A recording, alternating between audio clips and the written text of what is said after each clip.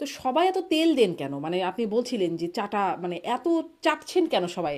চাটলেই লাভ হয়, না চাটলে হয় না? ব্যাপারটা এরকম? আমাকে একটা নৌকা মার্কার নমিনেশন পেতে হবে, আমাকে একটা মন্ত্রী হতে হবে, এবং এই যে আমার আয় ইনকাম যা থেমে গেছে এটা আমাকে আবার চালু করতে হবে। সুতরাং আমার তেল মারা ছাড়া তো কোনো উপায় নেই। এরকমই আওয়ামী লীগের হয়ে দাঁড়িয়েছে যে তেল মারা ছাড়া জায়গা পাওয়া যায় না। বেশিরভাগ ক্ষেত্রে তাই। জি। আমি কি পলিটিশিয়ান আর আমি কি রাজনৈতিক কর্মী? ওই যে টাকা খাওয়ার যে অডিও, পুলিশের ভয়ে তো ছাড়া যায়নি অডিও। একটা পুলিশের এসপি সে মোটর শ্রমিক রাজনীতিবিদ ঢুকে চাঁদার ভাগ নেয়।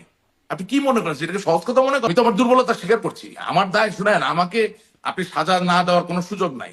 রাজনৈতিক যেই দুর্বলতা আমি প্রকাশ করেছি তার জন্য সাজা আমাকে পেতে হবে আজকেও কালকেও।